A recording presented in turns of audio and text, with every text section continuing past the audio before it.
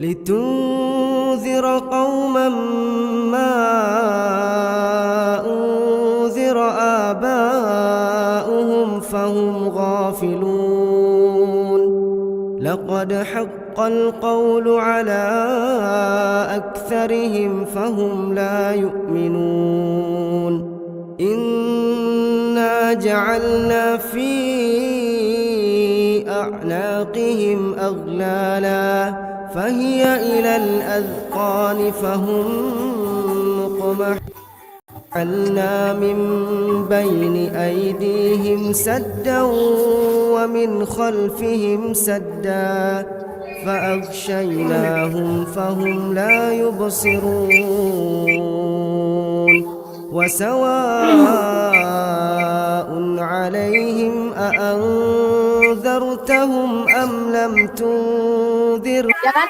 dokter kan? Tapi pakai Kiai Haji aja, pakai. Nurul tinggal di mana? Di Sragen, Bapak. Sragen kamu, Sragennya mana? Sragen kota, Pak, dekat alun-alun.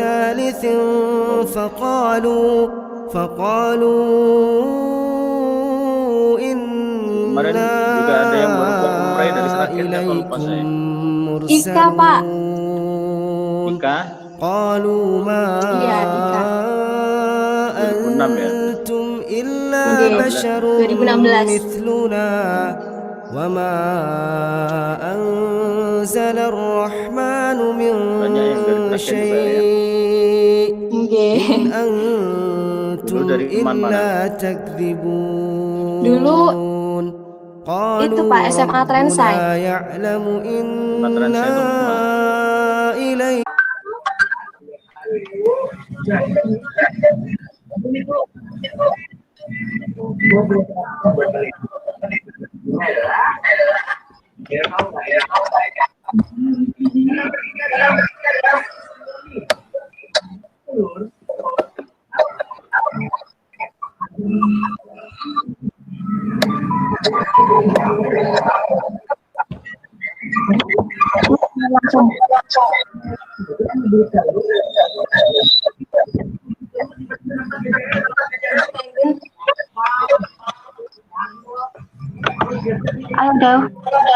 Udah. Bismillahirrahmanirrahim. Assalamualaikum warahmatullahi wabarakatuh. Innal hamdalillah nahmaduhu wa nasta'inuhu wa nastaghfiruh wa na'udzu billahi min syururi anfusina wa min sayyiati a'malina. May yahdihillahu fala mudhillalah wa may yudlil fala hadiyalah. Asyhadu an la ilaha illallah wa asyhadu anna Muhammadan abduhu wa rasuluh la nabiyya wa la rasula ba'da amma ba'du. Selamat bergabung dan selamat pagi kami ucapkan kepada yang terhormat Wakil Dekan 2, Bapak Dr. Kiai Haji Sofrodin MAG. Kami juga ucapkan selamat bergabung dan selamat pagi kepada teman-teman UIN Wali Songo Semarang, serta pemirsa Wali Songo TV dimanapun kalian berada. Pertama-tama marilah kita panjatkan puji syukur atas kehadirat Allah Subhanahu wa Ta'ala yang telah melimpahkan rahmat dan karunia-Nya sehingga kita dapat bertatap muka dalam kajian Kitab Kuning Ihya Ulumuddin. Salawat serta salam tak lupa kita haturkan kepada Nabi Agung Nabi Muhammad Sallallahu Alaihi Wasallam yang telah membawa kita dari zaman jahiliyah menuju zaman Islamiyah, insya Allah. Saya Nurul Kusumadewi selaku moderator. Kali ini kita akan membahas mengenai konsekuensi orang yang batal puasa dan tingkatan puasa yang akan disampaikan oleh narasumber kita Bapak Dr. Kiai Haji Sofrodin MAG. Kepada beliau kami persilahkan. Monggo Bapak. Baik. Assalamualaikum warahmatullahi wabarakatuh. Waalaikumsalam warahmatullahi wabarakatuh. Alhamdulillah. Wassalatu wassalamu ala Rasulillah Muhammad ibn Abdillah wa ala alihi wa sahbihi wa mawala amma ba'dah. Hadratal muhtaramin, para kaum muslimin muslimat yang dimuliakan Allah Subhanahu wa taala. Alhamdulillah pada kesempatan kali ini kita bisa berjumpa melalui udara untuk mengkaji bersama-sama tentang topik puasa, khususnya adalah mengenai konsekuensi-konsekuensi orang yang batal puasanya dan tingkatan puasa menurut Hujjatul Islam Al-Imam Ghazali. Dalam keadaan kita sehat walafiat semua, mudah-mudahan kita senantiasa diberi kesehatan oleh Allah terus menerus, juga keimanan yang kuat kepada Allah Subhanahu wa taala. Allahumma amin ya rabbal alamin. Mari kita lanjutkan. Bismillahirrahmanirrahim. Di dalam kitab Ihya Ulumuddin Hujjatul Islam Imam Al-Ghazali menyampaikan satu subbab yang menurut saya sangat penting, yang berjudul tentang lawazimul iftari, dan yang kedua tentang asrar shaumi syurutuhu al-batinah. Qala al-musannif rahimahumullahu ta'ala wa nafa'ana bihi wa bi'ulumihi fid dharain amin. Bismillahirrahmanirrahim. Wa amma lawazimul iftari fa arba'atun. Wa amma lawazimul iftari, anapun utawi pira-pira perkara sing tetep krana mukah poso utawa batal poso iku fa'arbaatun ana papat. Beberapa konsekuensi orang yang puasanya batal itu ada 4 yang harus dan wajib dilakukan oleh orang yang puasanya batal. Ini konsekuensi bagi orang muslim yang batal puasanya. Yang pertama yaitu al-qada'u, wajib ngodoni.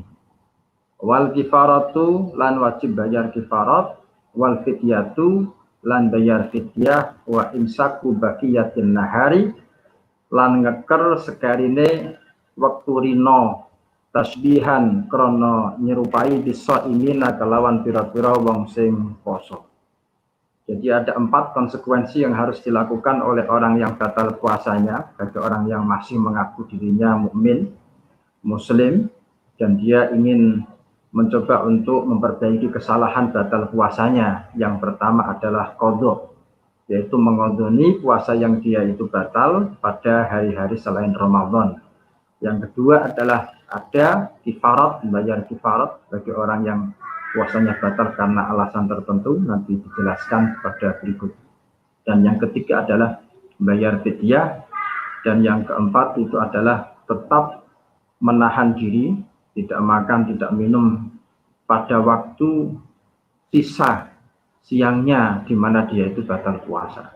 Tidak kemudian setelah batal lalu mangansak lempoi sawarade seperti orang tidak puasa, tidak. Tetap dia harus menahan diri untuk tidak makan dan melakukan hal-hal yang dilakukan ketika orang tidak puasa pada bulan-bulan selain Ramadan. Amal qada'u, anapun utawi ngodoni poso iku fawujubuhu, mongko utawi kewajiban qadha iku amun, berlaku umum, ala kulli muslimin, ing atase saben-saben wong muslim mukallafin kang diperdi-perdi utawa muslim sing pun akil balik. Jadi umum qadha itu berlaku untuk semua muslim yang sudah balik. Kalau meninggalkan atau batal puasanya harus qadha. Taroka kang ninggal sapa muslim asauma ing saum ing poso Ramadan di udrin kelawan sebab ana udzur, au bi ghairi udrin utawa kelawan tanpa udzur, baik karena ada udzur yang disyariatkan, yang diperbolehkan menurut syariat, atau karena tidak ada udzur, berarti karena maksiat diroko atau karena sembrono, ini tetap harus qadha. Fal haidu, mongko utawi wong wedok sing haid yang datang bulan iku takdi ngodoni sapa haid asauma ing poso. Orang yang haid tetap harus qadha puasa. Wa kadalan iku kaya mengkene-mengkene al haid al murtadu, utawi wong sing murtad. Orang murtad juga harus qadha puasa. Ketika dia murtad 1 tahun, tiba-tiba dia dapat hidayah lagi, ingin muslim lagi, maka 1 tahun ketika dia dalam keadaan murtad itu, dia berarti harus qadha puasanya, yaitu kalau 1 tahun berarti 1 bulan Ramadan. Amal kafiru, anapun utawi wong sing kafir, wasabiyu lan bocah cilik, wal majnunu lan wong edan, iku fala qadha mengko ora ana qadha iku wajib, ora ana qadha wajib iku maujud alaihi mengatasi al-kafir as-sabi dan majnun. Orang yang kafir lalu kemudian dia masuk Islam, maka dia tidak wajib qadha dalam keadaan kekafirannya. Dia baru dapat hidayah atau baru insaf ketika dia menjadi muslim. Demikian juga anak kecil tidak perlu kemudian qadha masa kecilnya.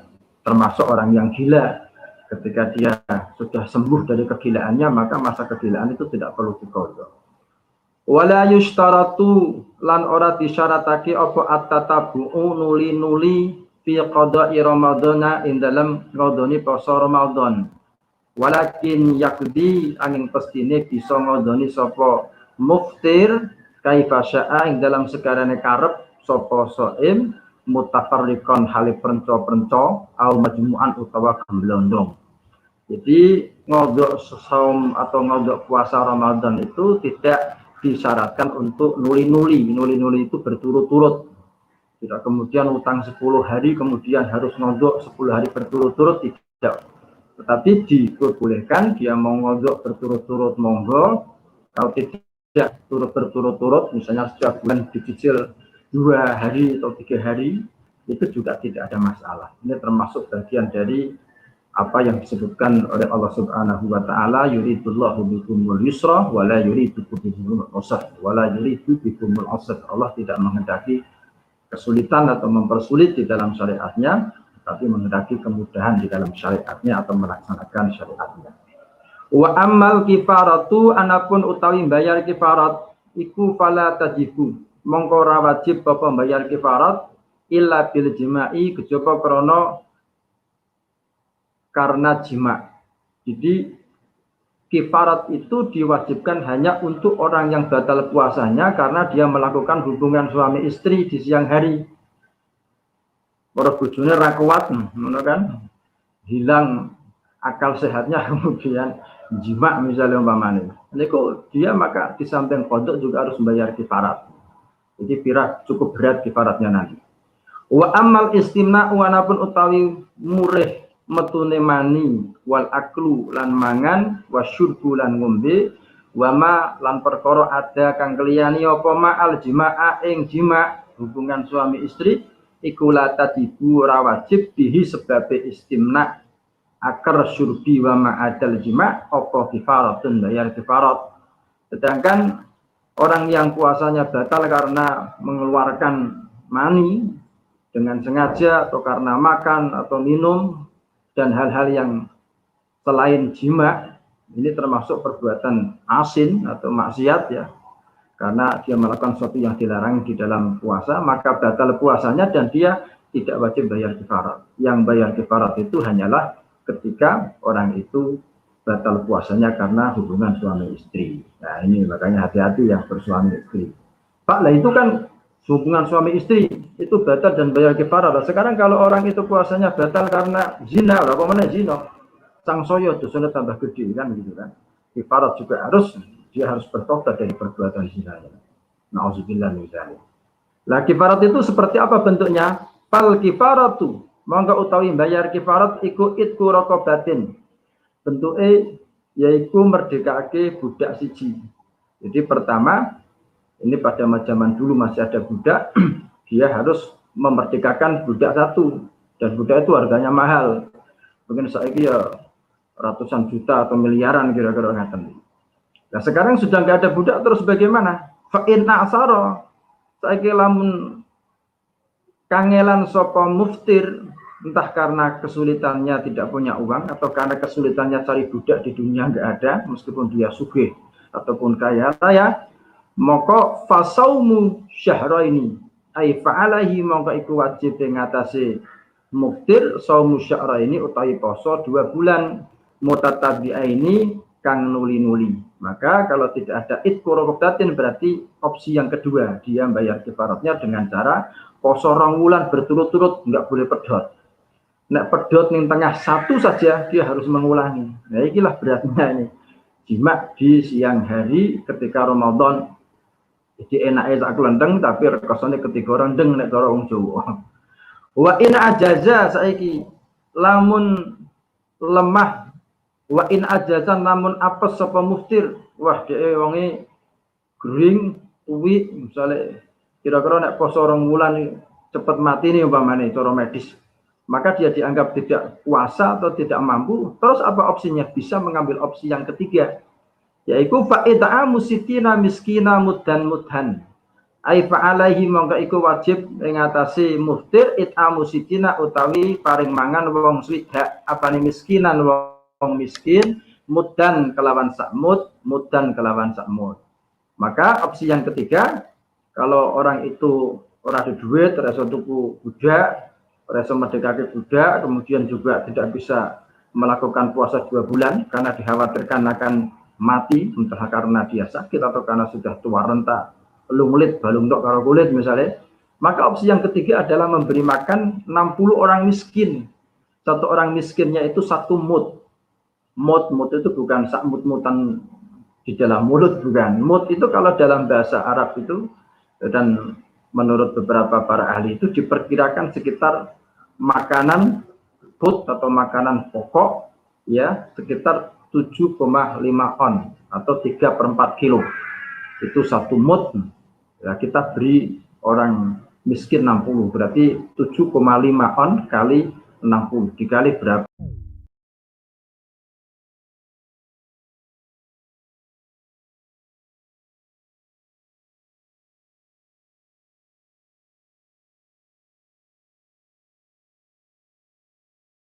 Harus mengambil opsi yang pertama, minimal adalah opsi yang kedua.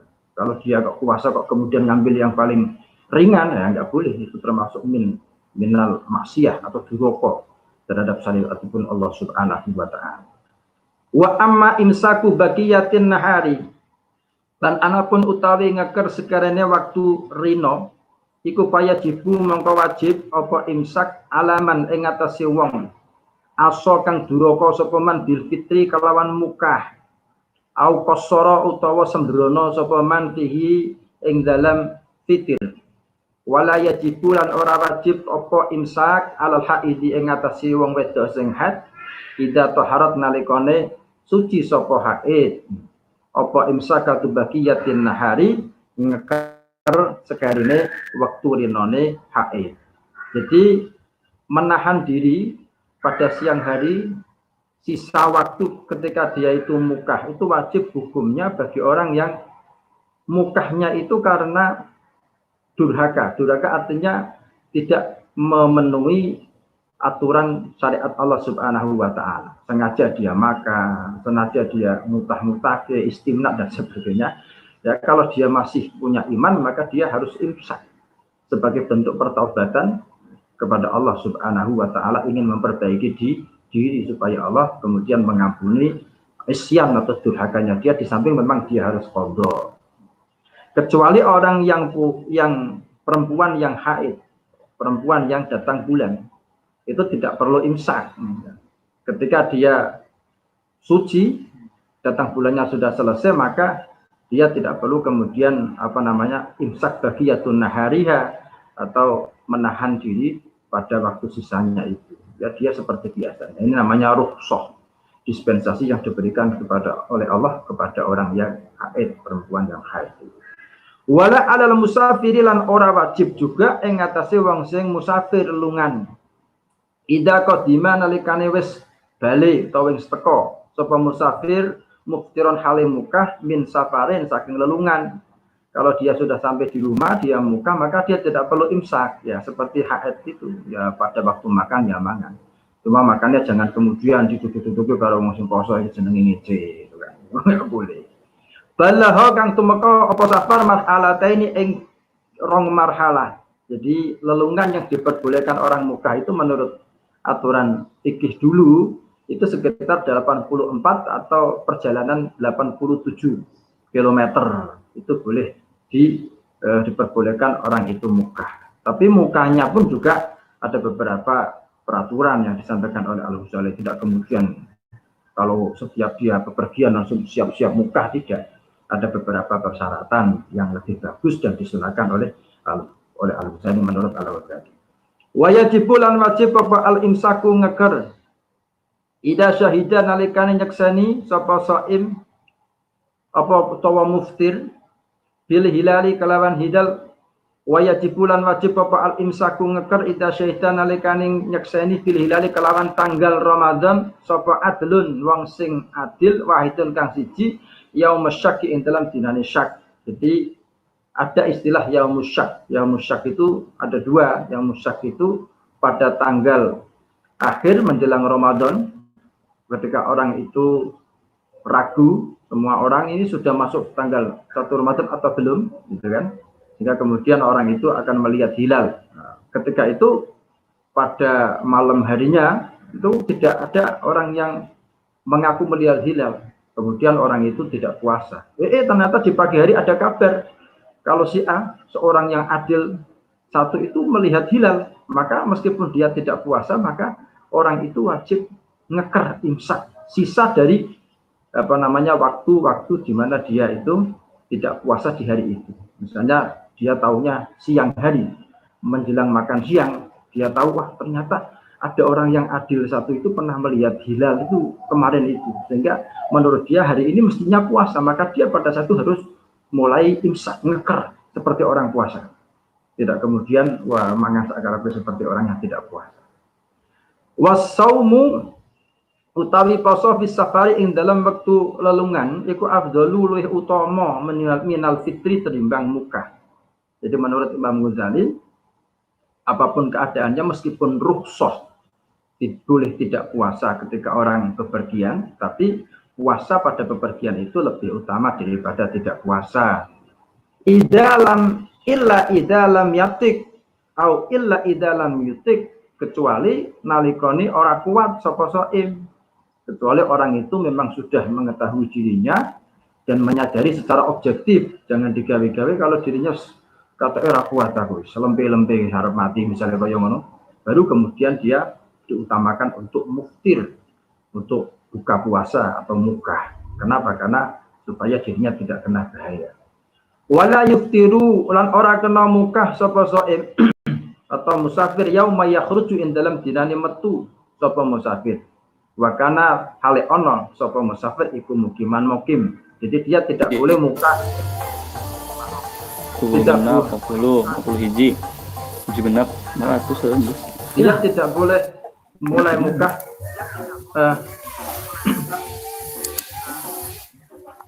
dia tidak boleh mulai mukah ketika dia baru belum keluar masih di rumah, dia sudah mau bepergian atau dia mungkin masih di area tempat tinggal dia, itu nggak boleh dia kemudian mukah, harus di tengah perjalanan. Wala yauma yakdumulan ora ing dalam dinane teko sapa musafir ida qadima nalika teko sapa musafir saiman halikoso, maka dia juga tidak boleh mukah ketika sudah sampai di rumah dari bepergian. Wah, aku kan musafir mau ya, wah aku saiki mukah, tidak boleh. Yang diperbolehkan orang itu mukah ketika di tengah perjalanan, tidak di tempat di mana dia mukim ya, dan belum pulang di tempat di mana dia mukim. Jadi di tengah perjalanan itu kemudian dia merasakan cukup berat puasanya, ngelak, tele-tele, ya dia baru kemudian bisa mukah ataupun tidak puasa. Itu rukhsah. Kecuali kalau dia kuat, masih seger, buger, ngono kok mukah, itu menurut Imam Ghazali itu tidak utama. Yang utama tetap dia kuat puasa, itu malah bagus.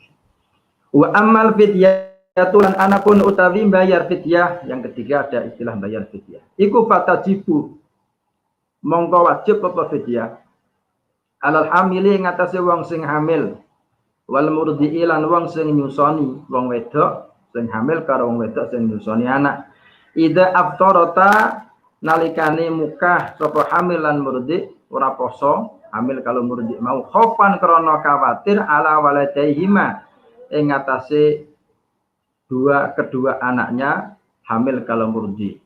Jadi seorang yang hamil dia itu khawatir, juga orang perempuan yang menyusui anaknya kok khawatir bikin aku nek poso terus anakku tak susoni kok nek gering terus piye atau malah loro-loro piye.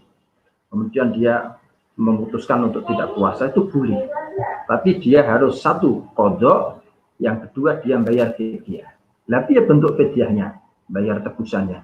Likul yaumin iku kedue saben-saben sedina mudhun Muddu hantotin utawi sak mute terigu utawa nek ning Indonesia ya beras, makanan pokok. Jadi setiap hari itu dia harus bayar fidyah berupa 1 mud hantot. Mud makanan pokok. Kalau di Arab itu terigu, kalau di Indonesia bisa beras. Ya berarti sekitar 7,5 ons ya. Beras atau 3/4 kilo beras itu dia fidyahkan untuk puasa yang dia tinggalkan di bulan suci Ramadan. Li miskinin kanggo wong miskin wahidin kang siji. Dibagi karo wong miskin sing siji. Ma'al qodoi sartani wajib ngodoni, dia juga harus mengkodoi atau nyauri poso di bulan-bulan selain bulan suci Ramadan. Wasyaikhu lan utawi wong tua al haramu kang wis tuwik banget, sing wis pikun wikun gering kira-kira cungkring. Idza lam yasum nalikane ora poso sapa Syekhul Haram, boleh tidak puasa kalau orang tua yang diperkirakan sangat berat. Ikut tasaddaqah, bayar sedekah sapa Syekhul Haram an kulli yaumin saking saben-saben dina mudan ing sak mud. Demikian juga orang tua yang sudah sangat tuik dan dia kelihatannya sudah tidak mampu poso dan dia memang juga tidak keinginan berpuasa.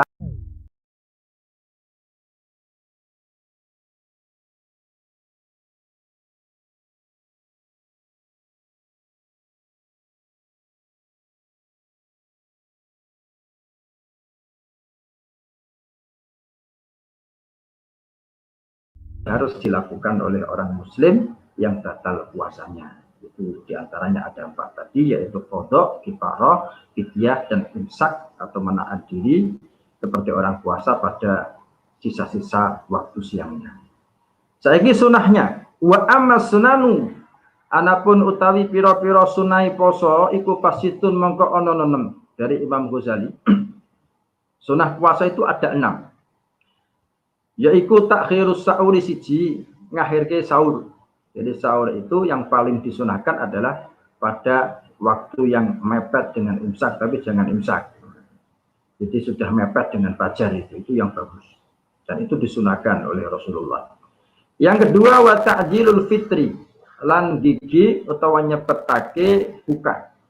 Begitu adzan maghrib Allahu Akbar, ngambil air minum, kemudian ngambil makanan pembuka ya, seperti katakanlah buah, kalau di sini mungkin, kalau di Arab berarti tamar itu kurma, dan minum air, itu sudah cukup disebut sebagai al-fitru ataupun buka puasa.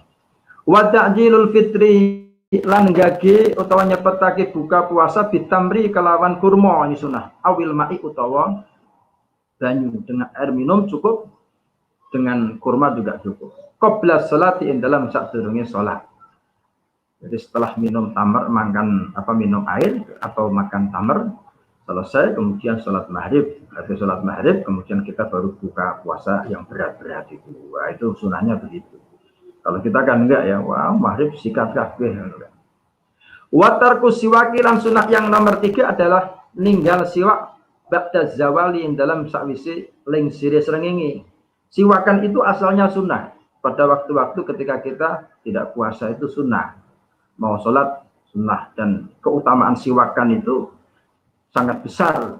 Bagaimana dikemukakan oleh banyak hadis Nabi. Bahkan dalam suatu hadis Nabi itu pernah mengatakan, laula an asyukka ala ummati la amartuhum bisiwak.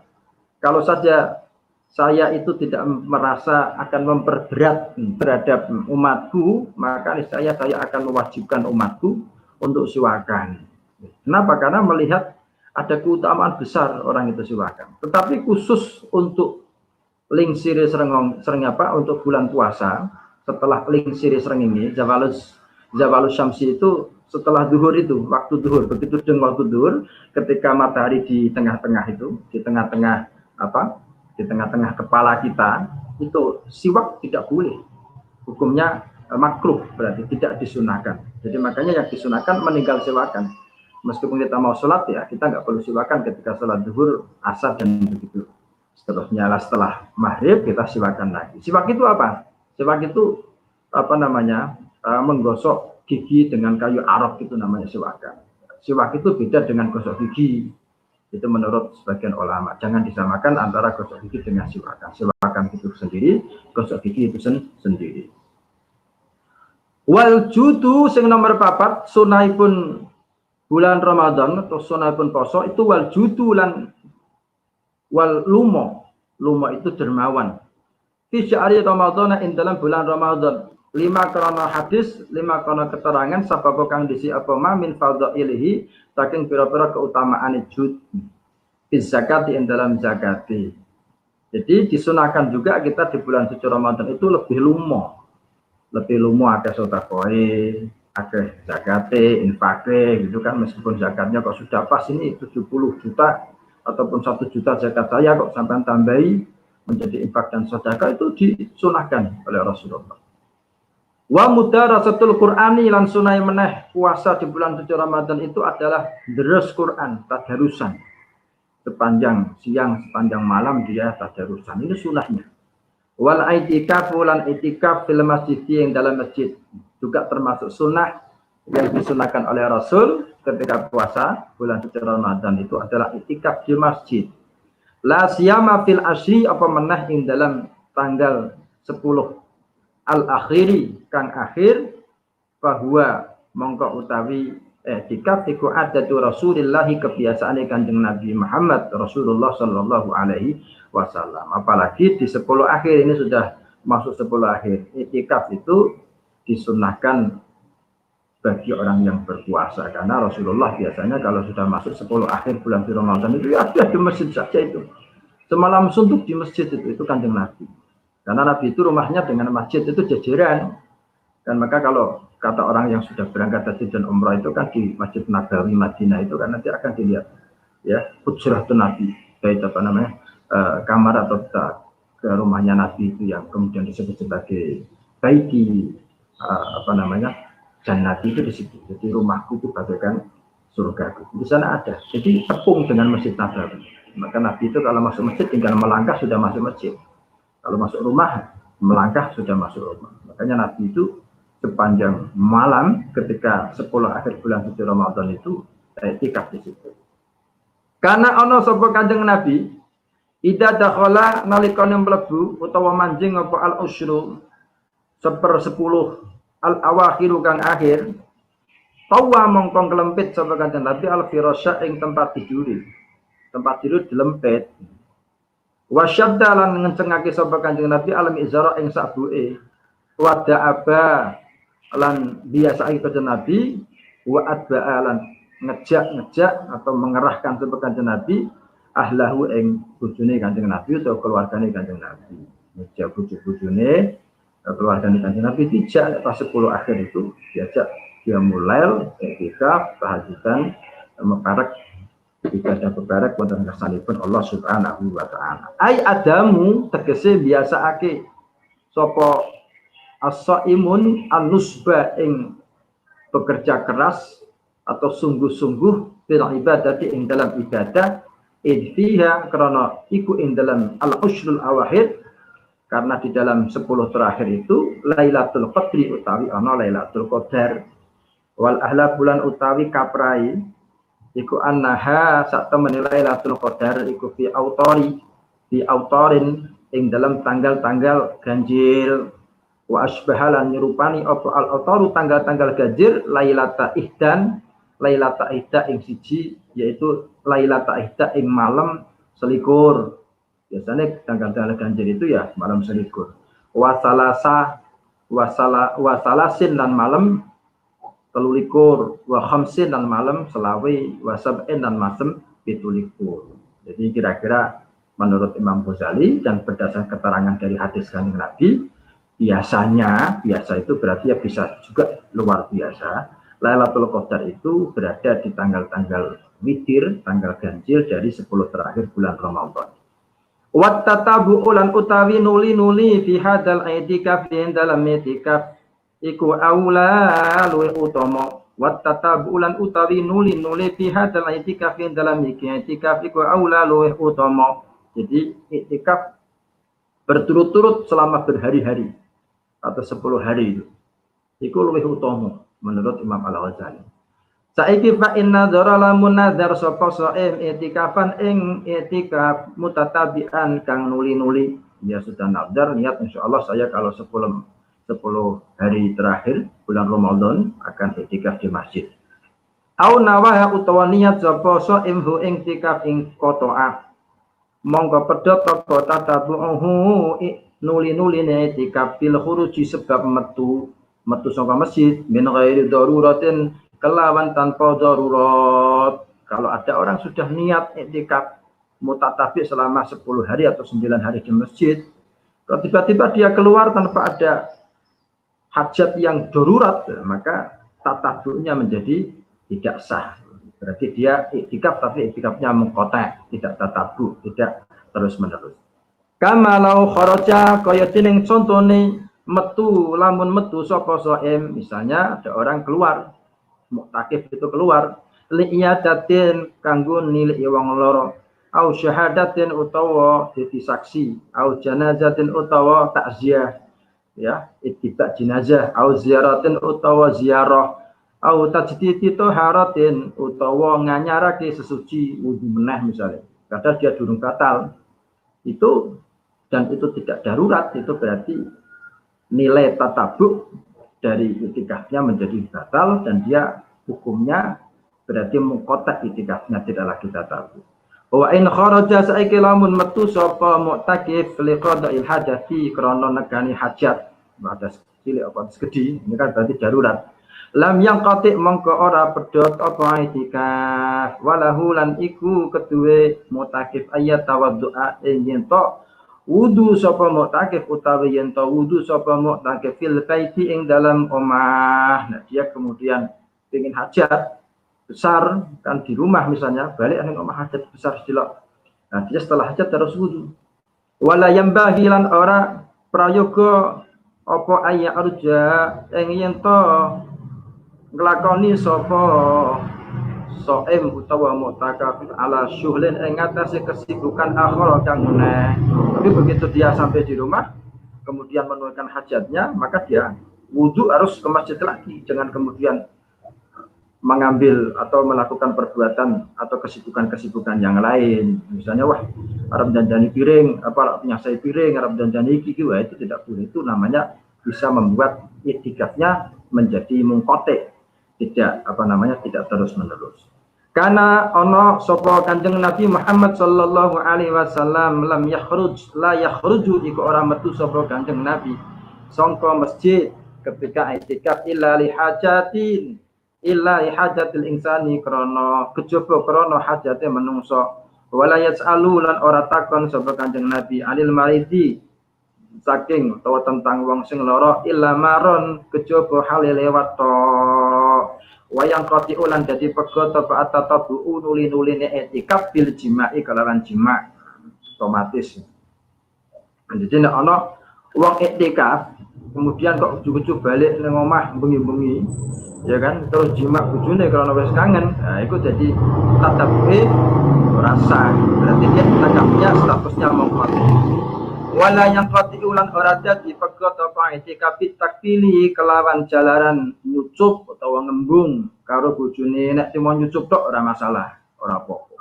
Wah Bu aku arep mangkat nang masjid nah ya, terus nyucup jelo maksud misalnya iku ora batalke tatabu, tetap dihukumi dia itikafnya masih tatabu. Yang membatalkan tatabu itu ya jimaknya tadi. Wala taksalan ora ana bahaya iku maujud fil masjid ing dalam masjid TV kelawan nganggo wong ngangen wa aktin nikah lan aktin nikah. Jadi ora ana bahaya enggak mengganggu itikafnya ketika di masjid ada pakai wewangen ataupun ada akad nikah. Wabil aklilan kelawan mangan yo ora apa-apa. Itikaf mangan. Wa naumi lan turu wa waslil yadi lan basuh tangan fitisti ing dalam wastafel atau baskom isine air. Lah cuman biyen baskom ora ono wastafel saiki.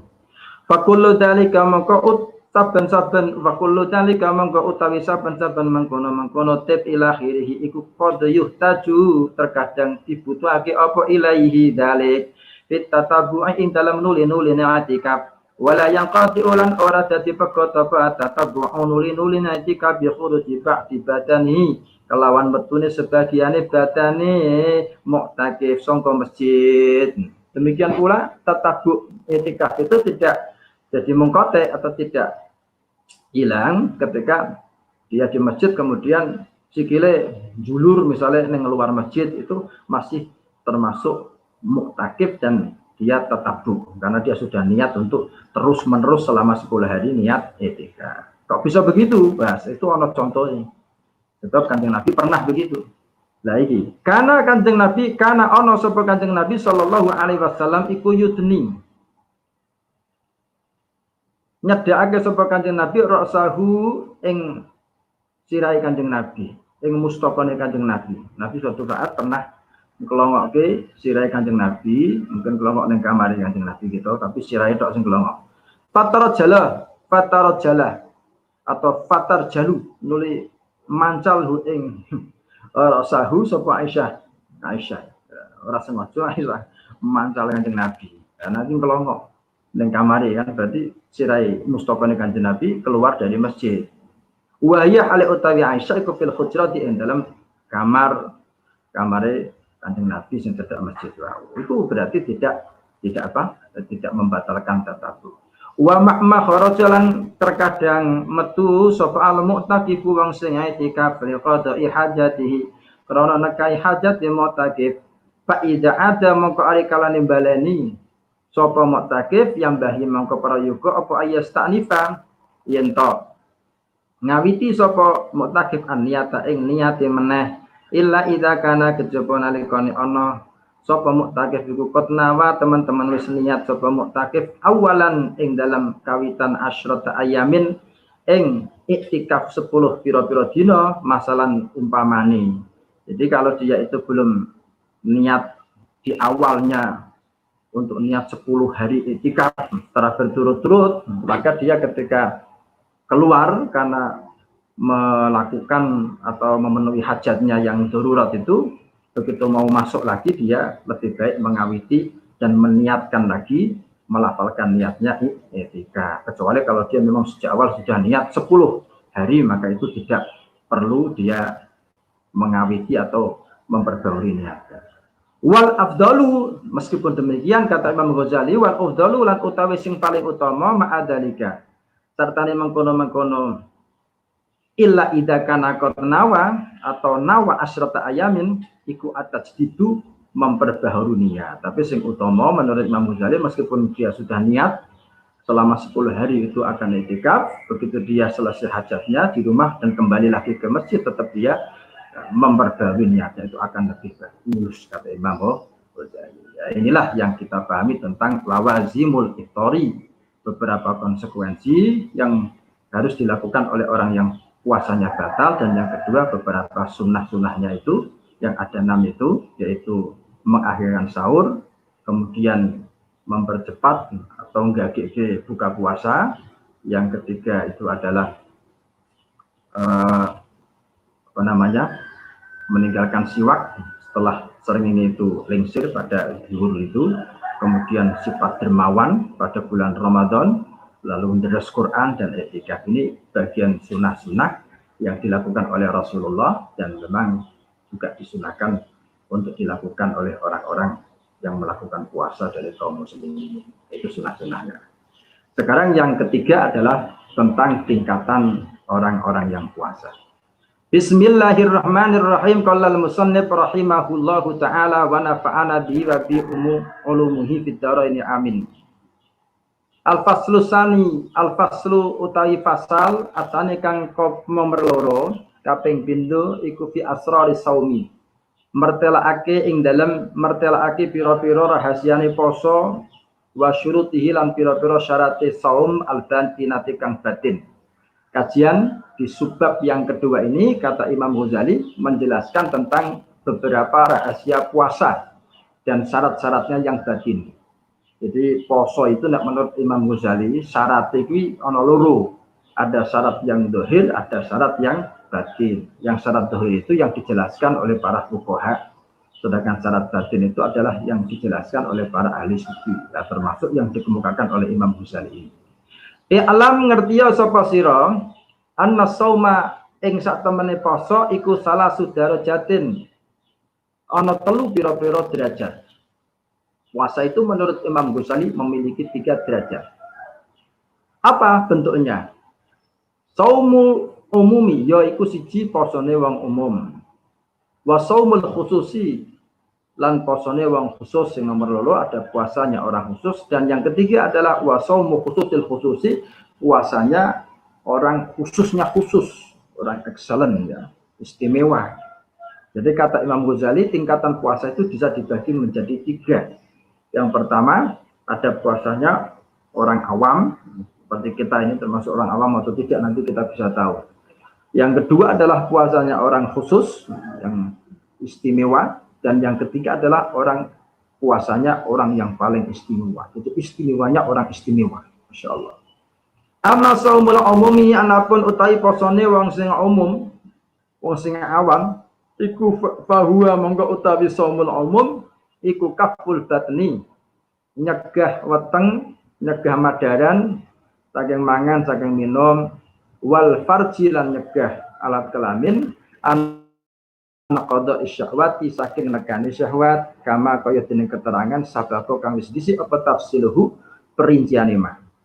Sedangkan bentuk dari puasa orang umum itu adalah sekedar mencegah perut dari makan minum dan hal-hal yang membatalkan puasa, yaitu masuknya barang ke dalam perut kita yang tidak diperbolehkan, dan juga menjaga farji dari melakukan hubungan seksual. Itu puasanya orang umum yang biasa dilakukan kalangan awam orang-orang muslim, kata Imam Ghazali. Wa amma saumul khususi, ya saiki puasane wong khusus seperti apa?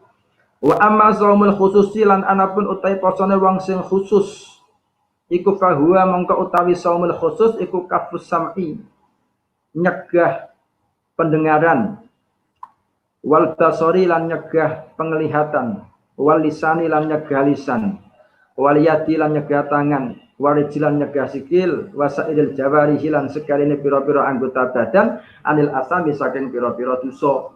Sedangkan puasanya orang khusus yang istimewa dari kaum muslimin itu adalah tidak cukup makan, minum, dan hubungan seksual yang dicegah, tetapi juga dia menahan diri dari pendengaran yang tidak baik. Jadi pendengarannya dijaga, penglihatannya dijaga, lisannya dijaga, tangannya dijaga, kakinya dijaga, seluruh anggota badannya dijaga dari semua perbuatan yang dosa, baik dosa yang bersifat zahir maupun dosa yang bersifat batin.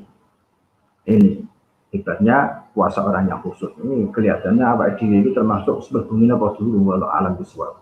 Berat ini. Wa amma saumu khususil khusus sanapun utai posone wong sing khusus.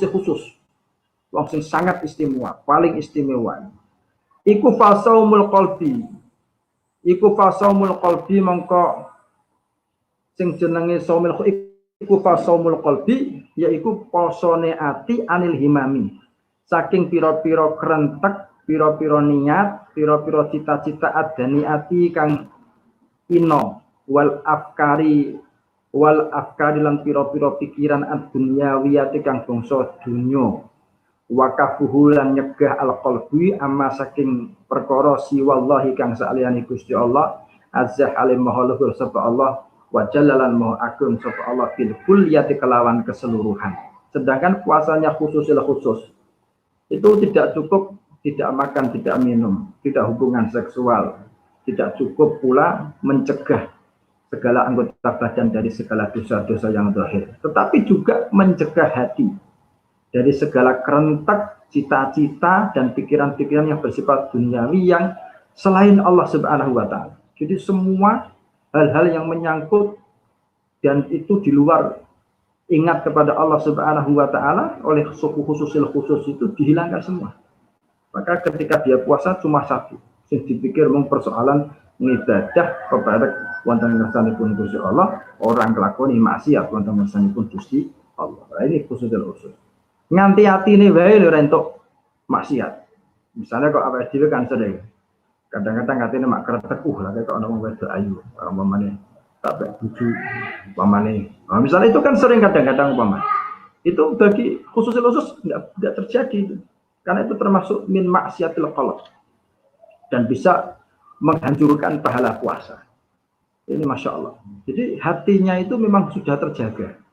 Tidak sekedar anggota badannya, tidak sekedar perutnya, tidak sekedar hatinya, tapi hatinya itu benar-benar terjaga. Jangankan melakukan keburukan, niat saja tidak. Nah ini yang disebut sebagai orang yang soleh, betul-betul soleh itu yang tingkatnya tinggi seperti ini. Kalau kita kan sering kadang-kadang ya kan kerentek si elek-elek kerentek. Nah kalau jorok bahasanya santam lagi pikirannya sih ngeres-ngeres kan. Meskipun tidak melakukannya dan dia tidak dosa karena tidak melakukan. Tapi bagi orang khusus atau min auliya idah ini termasuk bagian dari dosa. Tidak pantas lah kalau tidak dosa, istilahnya tidak pantas dimiliki orang-orang khusus. Wa yasululan hasil apa alfitru batale poso utawa mukai poso fi ada somi ing dalam poso model khusus iki bil fikri kelawan pikiran tima ing dalam perkara si wallahi kang saliyane Gusti Allah azza alim maulukur sapa Allah wa jalla lan agung sapa Allah. Jadi pikiran-pikiran selain Allah itu menurut puasa model yang khusus ini itu sudah membatalkan apa namanya ganjarane atau pahalane puasa. Wabil fikri lan kelan pikiran di dunia yang dalam dunia. Juga ketika orang berpikir tentang persoalan duniawi yang meligi dunia toh. Jadi kaitannya karo harta dunia, pangkat, tapi sing titik orang ono terusane karo akhirat. Mikir pengen pokok sing babagan dunia, ngumpul duit seagak-agak yang kesenangan awake dhewe. Mikir tok niku wis batalke kosok nek corok khusus. Illa dunya kejaba mikir dunya. Turadu kang dikarepake apa donya lidine kanggo agama. Kecuali sampean mikir donya, lagi donyane arep kanggo nafake anak-anake, bojo-bojone, nek wis akeh turah terus arep kanggo berjuang li alai kalimatillah, gedheke agamane Gusti Allah. Gawe pesantren, gedheke pesantrene, gawe majelis pengajian, kanggo gedheke masjid, kanggo nyantuni wong sing fakir miskin sekitar masjid supaya saged ngibadahi. Misalnya itu tidak masalah. Karena apa? Karena esensinya dia sesungguhnya meskipun berpikir dunia tapi endingnya untuk akhirat. Iki ora apa-apa. Nah, sing ngene ini yang oleh Imam Ghazali dan imam yang lain Sufi itu mikir dunia itu ento, tapi kudu endingnya adalah lidin untuk agama atau lil akhirat. Jangan mendek dunia tok kanggo seneng-seneng awake dhewe, kanggo kepuasan diri kita tidak, tapi untuk dicandalke karo kaitane dengan lillahi kalimatil. Fa inna dzalika karena sak temene mengkono-mengkono dunya turadul din dunya sing dikarepe kanggo agama iku min zatil akhirati setengah saking sanggune akhirat. Walaisalan orang ana apa mengkono dunya turadul din iku minat dunya saking dunya mligi. Tidak, karena ada dimensi akhiratnya, dimensi agamanya. Atakola singgo dawuh sapa arbabul qulubi. Pira-pira para wali sing duweni cerdase ati sing landhep, ati sing tembus. Dawe man taharrakat man utawi sapane wong iku taharrakat lamun gerak-gerak apa himmatuhu sejone man duwe kerentak bitasorufi kelawan nanjakake dinaharihi dalam wektu linone man litat dirima kanggo ngatur panganan iftiru kang bakal buka sapa man alai ngatasi ma kutibat maka dicatat alaihi ing ngatasi man apa fatiatun keluputan siji sampai-sampai menurut para arbabul qulub, orang-orang yang punya hati yang tajam, bisa melihat tanpa hijab itu, mengatakan bahwa kalau ada orang puasa kemudian hatinya kok sudah punya kerentek, sudah punya pikiran untuk mengatur, mikir kira-kira nanti sing arep tak ambil buku apa ya, apa sate ayam, sate kambing, apa dibahas malahan misalnya ngono. Iki durung dibahas wae, masih kerentek saja. Itu kata beliau, kutibat alai khafi'ah. Itu sudah dicatat sebagai kekeliruan di dalam etika orang yang berpuasa. Jadi ini memang Masya Allah, totalitas puasa itu adalah lillahi wa lil ibadatillah. Kanggo Gusti Allah, tur kanggo ibadah wonten ngersanipun Gusti Allah. Fa inna dzalika karena sak temene mangkono tasarruf au taharrakat himmatuhu iku min qillatil usuki. Setengah saking sidike percaya. Bi fadlillahi kelawan anugerah Gusti Allah azza wa jalla wa qillatul yakini wa qillatil yakin lan sidike yakin bi rezeki kelawan rezekine Allah al mauti kang wis dijanjikake. Karena itu bagian mikir iku aduh kok sok maghrib aku arep buka apa ya? Bukanya apa ya kira-kira ini? Dan dia mikir nganti susah, itu disebut sebagai bagian dari kurangnya percaya dan kurangnya keyakinan tentang rezeki yang sudah dijanjikan oleh Allah Subhanahu wa taala. Wa adhilan utawi mengkene saumul khusus atau taharrakat saumil khusus wa adilan utawi mengkene martabat saumil khusus yaitu ketika himmahnya atau disebut dengan saumul qalbi anil himam iku rutbatul anbiya'i tingkate para nabi wasiddiqin lan tingkate para siddiqin wal muqarrabin lan pira-pira wong sing padha peperek wonten ngarsanipun Gusti Allah. Wala yutawwalu lan ora usah didawake apa an-nadharu kajian fi tafsil ya ing dalam pira-pira perinciane rutbah kaulan kelawan ucapan walakin fi tahqiqiha ing pesine ing dalam nyatakake rutbah amalan kelawan amale. Jadi Imam Ghazali pangkat para nabi dan siddiqin posone tadi itu khusus itu ora usah dikaji itu dawa, ora usah diskusi ke dawa-dawa, tetapi yang paling penting itu adalah bicarane dilakoni, diamalke. Fa innahu krana sak temene mengkono rutbah iku bikan ikbalun madhep bikan hilhimmati kelawan hakikate kerentek utawa pun cita-cita Allah ing ngatasi Gusti Allah azza wa jalla. Wan sirafun lan ningu an ghairillah saking saliyane Gusti Allah subhanahu wa ta'ala. Jadi ini penjelasan tentang puasanya orang itu ada 3 macam. Yang pertama adalah puasanya orang umum awam, yang kedua puasanya khusus, dan yang ketiga itu puasa khususul khaus. Luar biasa ya. Yang ketiga itu yang puasa bukan sekedar anggota badan, bukan sekedar perutnya, bukan sekedar farjinya, tetapi juga yang puasa itu adalah hatinya. Masya Allah. Ini kalau kita sudah pada tingkatan ini berarti kita disebut sebagai orang yang sofi, orang yang bersih, suci betul karena lillahi, karena Allah ataupun karena untuk ibadah kepada Allah Subhanahu wa ta'ala. Bismillahirrahmanirrahim. Wa amma saumul khusus anapun utai posone wong sing khusus iku saumus salihina, tingkatan posone wong-wong sing soleh kabeh. Minimal awake dhewe iso saumul khusus, yaitu posone wong saleh.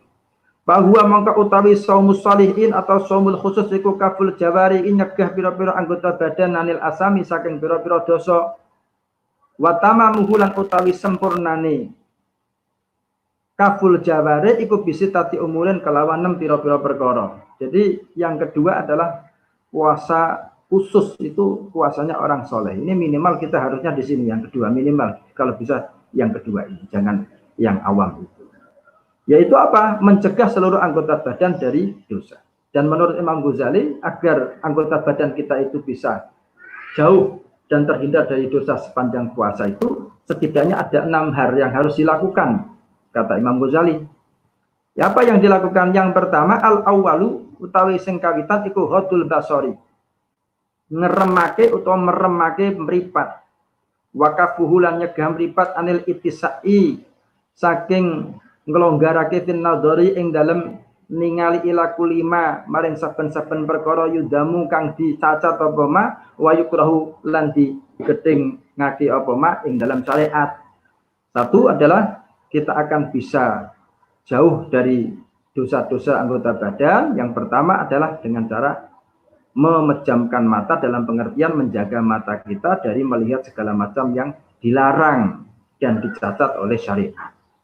Wa ila kulima lan samaring saben-saben perkara yushilu kang bisa nungkulake apa ma al-qalba ing ati wa yulhi lan nglalekake apa ma an dzikrillah saking eling dumateng Allah Subhanahu wa taala. Juga mata kita harus kita jaga. Jangan sampai melihat sesuatu yang membuat kita terlena dan lupa dari Allah Subhanahu wa ta'ala. Ini berat juga ini. Apalagi ini kita sudah pegangannya HP. Kemudian kalau bikin HP ada penglihatan-penglihatan yang membuat kita itu, ya kan, lupa dari Allah Subhanahu wa ta'ala. Ini juga berat. Tapi ini bisa kita lakukan. Sehingga kita bisa betul-betul totalitas untuk berpuasa ibadah karena Allah Subhanahu wa ta'ala. Ini yang pertama.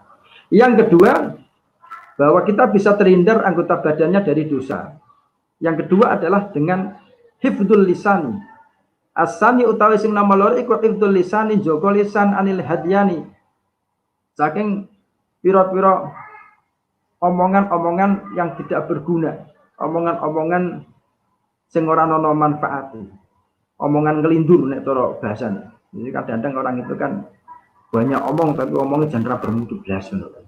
Orang manfaatnya itu nek cara Imam Ghazali ditinggalkan supaya kita tidak jatuh di dalam sesuatu yang membuat pahala kita itu ketika puasa akan lebur.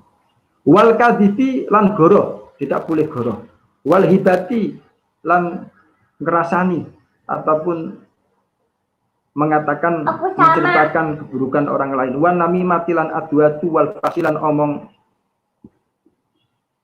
jember, temperoh, ngomong saru wal jifai lan omongan natos wal khusumati lan permusuhan wal mira'i lan pameran wa ilzamuhu lan tetepake as lisan as-sukuta ing meneng wasyuhluhu lan sibuke lisan bidzikrillah kelawan zikir kepada Allah Subhanahu wa taala wa tilawatil Qur'an lan maca Qur'an.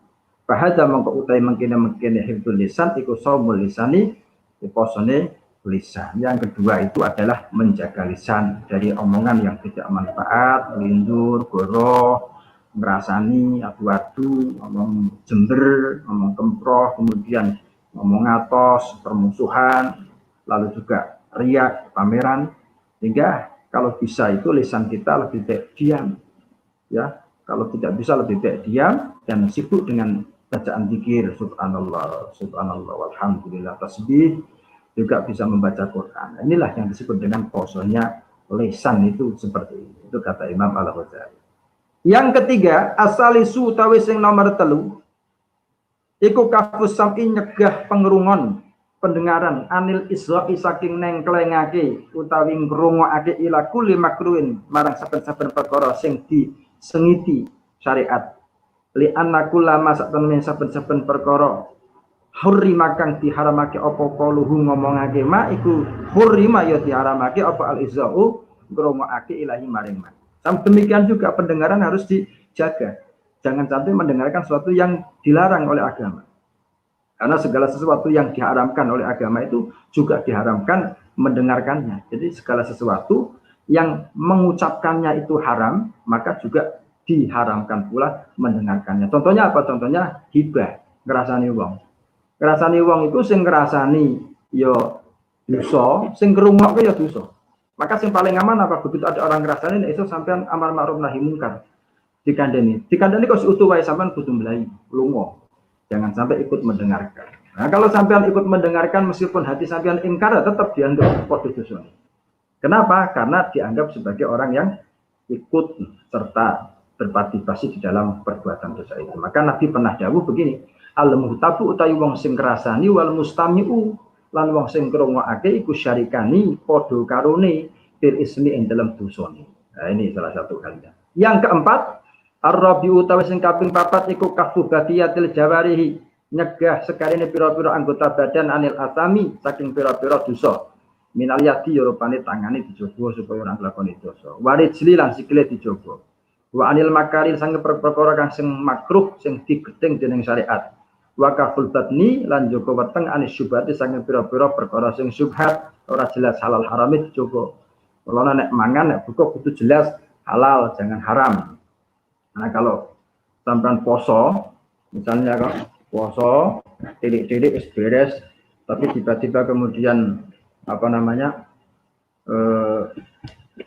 bukone kok kanggo barang haram, maka sampean itu podo jening poso temenanan tapi hancur begitu saja pahala puasanya karena ternyata bukone sing nganggo buka itu adalah perkara sing haram. Makanya Imam Ghazali mengatakan bahwa pamisalu hadas saim, contoh atau perumpamaan orang yang puasa dengan buka yang haram itu seperti misaluman. Perumpamaan wong ya benar kang bangun sepaman kosron ing istana wayah damu lan ngebrukake sepaman misron ing kota. Jadi kaya wong dene bangun rumah besar tapi kemudian dia menghancurkan kota, itu perumpamaannya orang yang puasa tapi bukannya dengan sesuatu yang haram. Al-khamisu yang nomor 5 iku alla yastaksira yen to ora murih akeh sapa man minat ta'ami saking panganan al halal kang halal waqtal iftari ing dalam waktune buka. Yang kelima yang harus menjadikan kita tidak masuk dalam yang menjadikan kita masuk dalam puasanya khusus itu adalah dengan menjaga perut kita. Jangan sampai kita buka pada saat buka itu buka dengan makanan yang super banyak. Nah, kenapa? Karena itu bagian dari sesuatu yang tidak patut menurut Imam Ghazali. Misalnya bihaisu yang taliuin dalam sekarang kebak apa jafu wetengi faim. Pama min wi'ain mongko ora nono utawi saking wadah iku abhadu luwih dibenci ilallahi munggu Gusti Allah min badin nimbang weteng maliin kang kebak min halalin saking perkara halal. Jadi jadikan jabul Kanjeng Nabi tidak ada satu tempat yang lebih dibenci oleh Allah daripada perut yang penuh dengan barang yang halal. Ya, meskipun halal itu tapi tidak patut ya. Sehingga kita oleh Imam Ghazali disarankan ketika kita buka pun ya buka ala kadarnya. Ya, ala kadarnya, jangan kemudian dirangkap-rangkap. Dan yang keenam, yang terakhir adalah as-sadisu utawi sing kaping 6 iku ayyakuna. Yen to ana apa kalbu atine man ba'dal iftira ing dalam sawise muka buka poso iku mu'allikon gumantung mutariban tur iku mudher-midher bainal khaufi dalam antarane wedi karo Gusti Allah warrojai lan arep-arep marang rahmati Gusti Allah. Jadi setelah kita buka selesai dengan berbagai adab dan etika yang diajarkan oleh Al-Ghazali tadi kita lakoni, kemudian sampai selesai kita buka selesai puasa, maka yang ketiga setelah kita buka puasa, yang terakhir yang keenam itu adalah kita harus mu'allikan muttaribah, yaitu hati kita itu di antara khauf dan roja. Khauf apa? Takut, khawatir, dan jadi poso kuwi ditampa kuwi.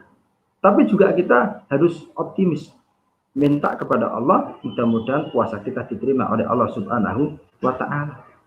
Jangan terlalu optimis, gak boleh. Ya. Terlalu khawatir juga tidak boleh. Jadi bainal khauf war roja, kata Imam Ghazali. Kenapa begitu? Idlaisa karena orang nono iku yudra ditingali dingerteni. Idlaisa karena orang nono sapa saim iku yadri ngerti sapa saim. Karena saim orang yang berpuasa seperti kita tidak tahu ayub balu apa toh ditompo atau diterima apa somuhu posone saim atau ora ditompo. Jadi tidak ada yang tahu, kita nggak tahu apakah puasa kita diterima atau tidak. Gitu kan. Kalau ditambah bahwa monggo utawi saib iku munal muqarrabina tengah saking pira-pira wong sing ibadah peperek wonten ngersanipun Gusti Allah. Kalau diterima maka berarti dia termasuk minal muqarrabin dan itu yang kita harapkan. Au yuradu dia juga tidak tahu apakah ditolak posone dening Allah Subhanahu wa Ta'ala. Nah dia ditolak berarti bahwa minal muqawitin, maka dia statusnya hanyalah sebagai orang-orang yang ya membuat atau makan makanan pokok saja ketika buka puasa, tidak muqarrabin. Nah ini makanya kita ini memang sejak dulu dan di dalam banyak ayat itu memang di dalam masalah ibadah harus di antara khauf dan roja. Pada posisi kita juga sering khawatir ya, sehingga kita menjadi waspada, hati-hati, sehingga setiap kita ibadah selalu akan kita lihat, kita review lagi apakah ibadah kita sudah baik atau tidak. Tetapi kita juga harus ada unsur optimis, roja, selalu mengharap rahmat dan ridha Allah. Meskipun barangkali kita kok tidak bagus, kita berharap mudah-mudahan Allah memberikan rahmat dan menerima. Kalau kita punya dosa juga mengampuni segala dosa kita. Jadi inilah kira-kira 6 hal yang harus dimiliki oleh orang yang ingin menjaga dirinya selama puasa dari berbagai dosa-dosa yang bersifat fisik, dosa-dosa anggota badan.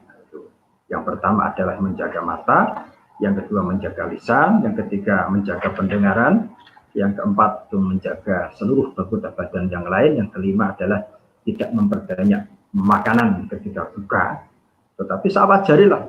Jadi buka itu kaya jeneng awake dhewe pas ora poso nek makan malam ya seperti itu. Ora usah dirangkap-rangkap kata Imam Ghazali, Dan yang keenam adalah hati kita setelah kita buka puasa itu harus senantiasa ya istighfar, juga sekaligus minta kepada Allah untuk diterima puasa kita. Kira-kira begitu.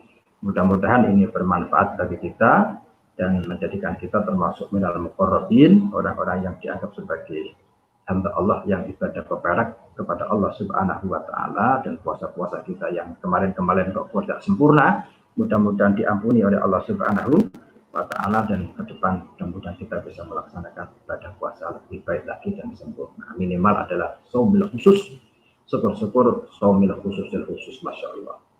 Demikian, terima kasih atas segala perhatian, mohon maaf atas segala kekurangan. Waktu suwun, moderator, kalam. Assalamualaikum warahmatullahi wabarakatuh.